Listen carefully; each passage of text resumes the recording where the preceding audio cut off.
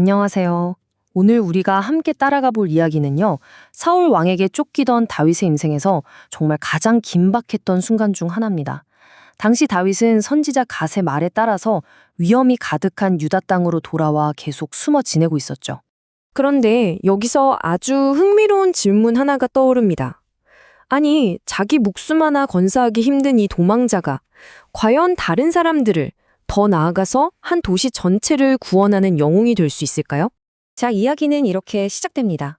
다윗이 숨어 지내던 중에 블레셋 사람들이 이스라엘의 도시 그일라를 공격하고 있다는 소식을 듣게 돼요. 사무엘상 23장 1절에서 6절까지의 내용인데요. 사실 나라를 지켜야 할 사울 왕은 어땠나요? 다윗을 잡는 데에만 완전히 혈안이 되어 있었죠. 여기서 정말 놀라운 건 다윗의 반응입니다. 자기를 죽이려고 하는 그 서울 왕의 백성을 구하겠다고 나선다는 거예요. 자기 개인의 안전보다 공동체의 안위를 먼저 생각한 거죠. 이건 자신에게 악을 행하는 사람들에게 선으로 갚는 정말 고결한 모습이라고 할 수 있겠습니다. 하지만 다윗의 부하들은 당연히 반대하고 나섰습니다. 아니, 우리가 지금 유다에 있는 것만으로도 이렇게 두려운데 그일라까지 가서 블레셋 군대와 싸우는 게 말이 됩니까? 하고 항변했죠. 그쵸.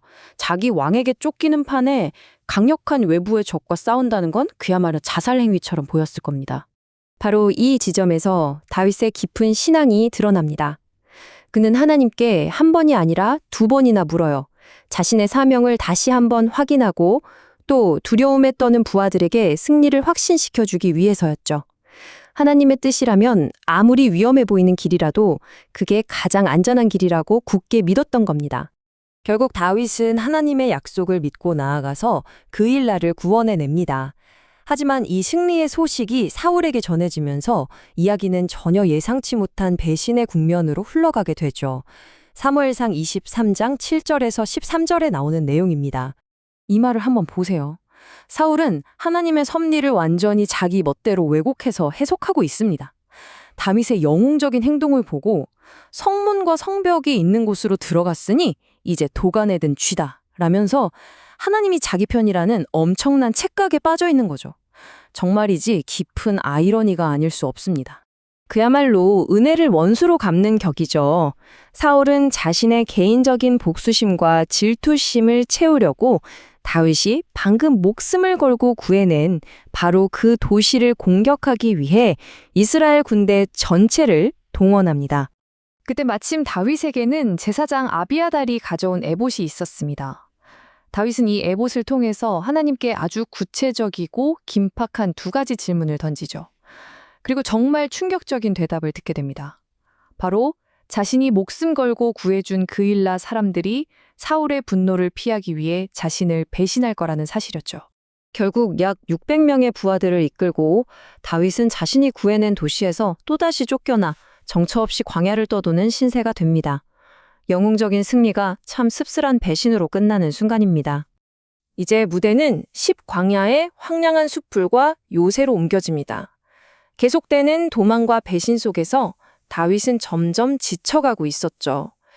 이 내용은 사무엘상 23장 14절에서 18절에 기록되어 있습니다. 이 장면은 정말 극명한 대조를 보여줍니다. 아버지 사울은 왕의 모든 권력을 동원해서 매일같이 다윗을 찾아 죽이려고 하죠. 그 동기는 쓰라린 질투와 두려움이었습니다. 반면에 아들인 요나단은 어땠나요? 왕자라는 신분과 모든 위험을 무릅쓰고 일어나 수풀에 들어가서 친구를 찾아갑니다.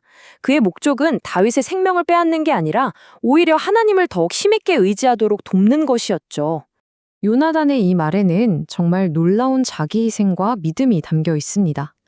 그는 다윗을 향한 하나님의 계획을 온전히 인정하고 자신의 왕위 계승권까지도 기쁘게 내려놓겠다는 강한 신뢰를 보여주는 거죠. 내 아버지 사울도 안다는 이 말은 사울의 추격이 얼마나 부당하고 억지스러운지를 암시하기도 합니다. 다윗의 인생에서 가장 어둡고 외로웠던 시기에 찾아온 이 짧은 만남은 진정한 우정과 격려가 얼마나 큰 힘이 되는지를 보여주는 한 줄기 빛과도 같았습니다.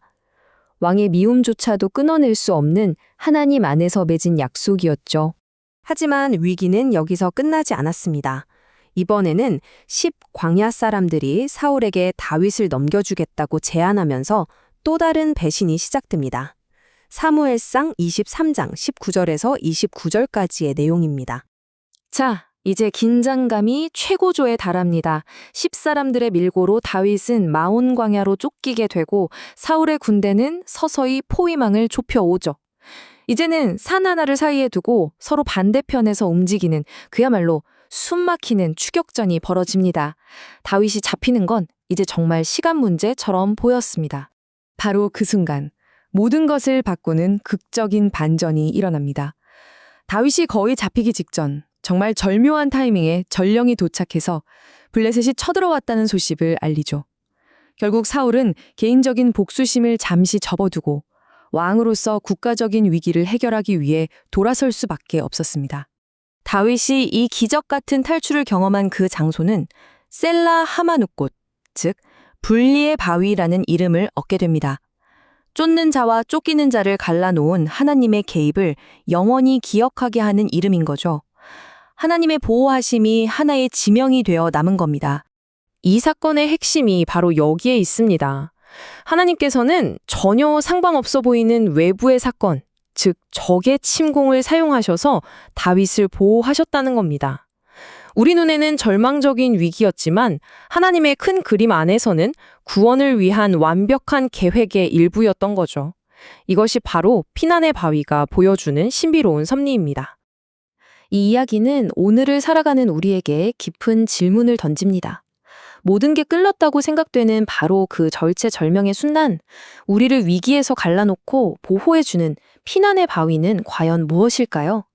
이 이야기 속 다윗처럼 전혀 예상치 못한 방식으로 일하시는 하나님의 손길을 신뢰할 수 있을지 한번 깊이 생각해 볼 만한 질문인 것 같습니다.